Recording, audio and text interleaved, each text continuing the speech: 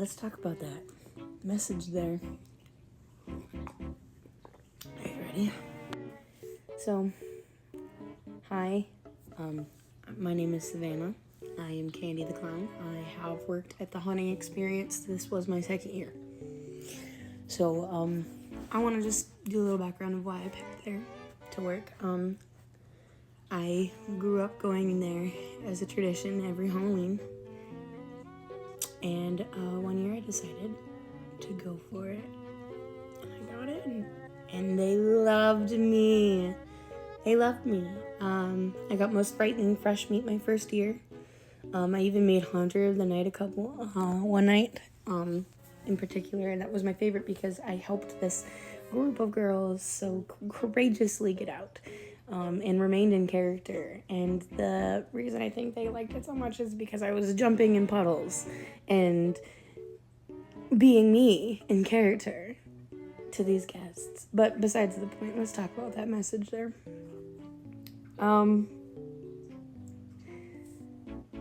This year started off pretty nice.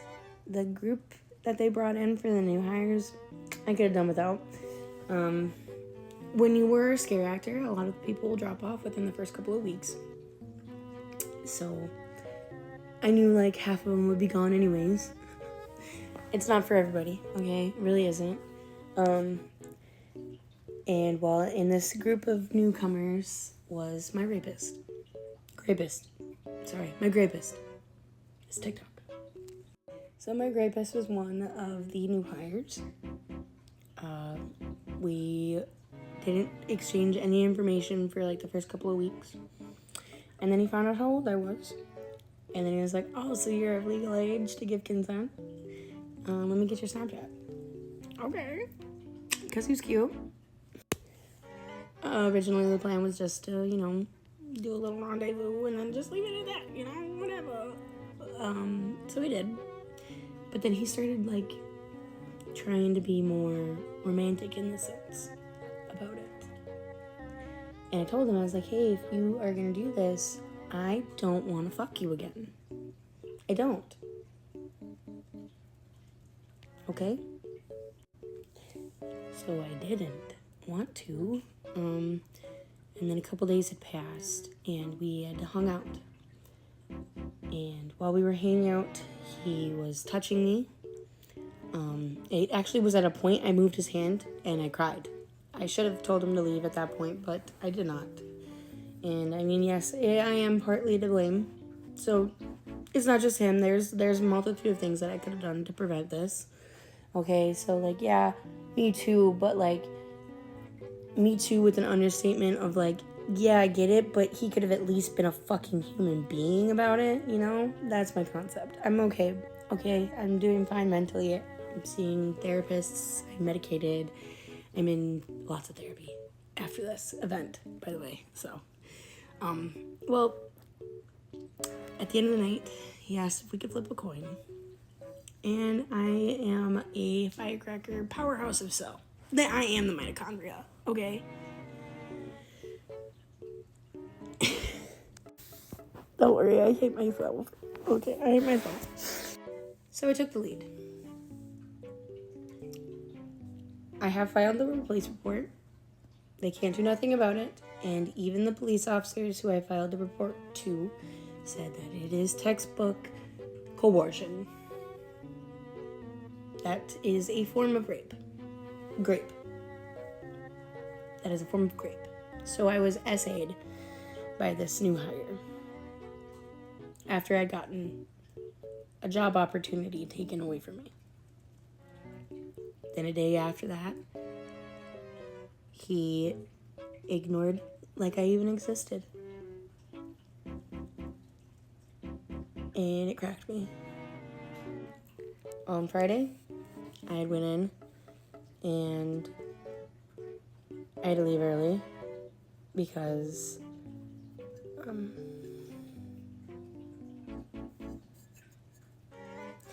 I got ran over by a tractor trailer on trail, and I've never done trail before. I was also put on our trail by I don't know why. To be honest, it came out of nowhere, left field. I was ready. I had a cute outfit and everything. I was so excited. I played a different character finally. I was no longer a clown. I played a zombie. Would you guys like to hear the zombie noises?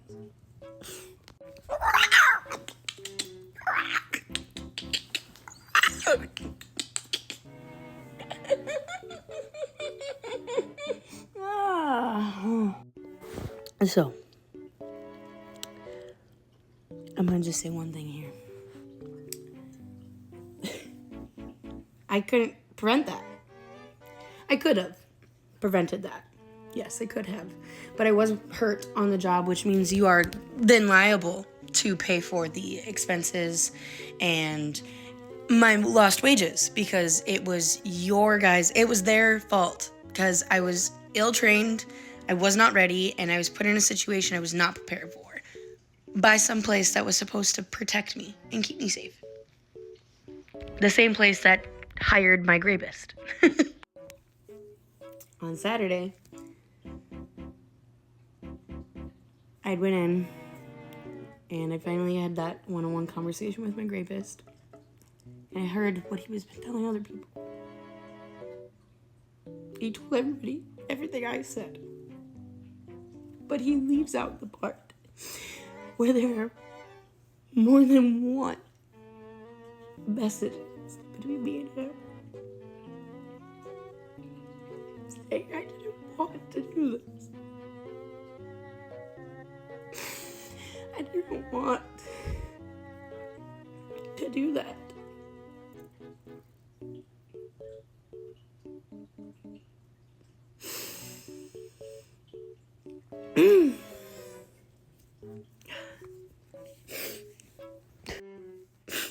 So I get to the hunting experience and I get into costume, ready to go, and we start off our day like every other day.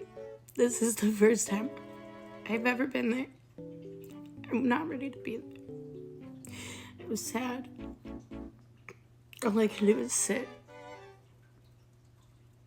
and think about what he's telling people, and they're believing him. And people are looking at me like I'm the one with the fucking issue.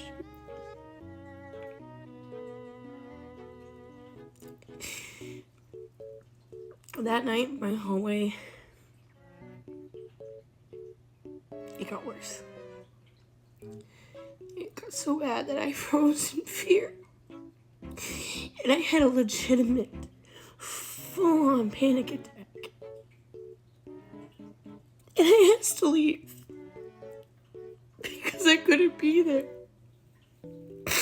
Because I couldn't help but think about everything that Matt had said about my costume, about the mural I painted for them that year.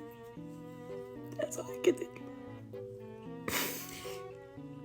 about. The next day, I texted Corey and I was like, hey, can I take a mental health day? And that's when they told me that I should just take out the rest of the season because they're trying to eliminate distractions. So, get a hayride. If you're looking for a new clown, I'm looking for a place to go.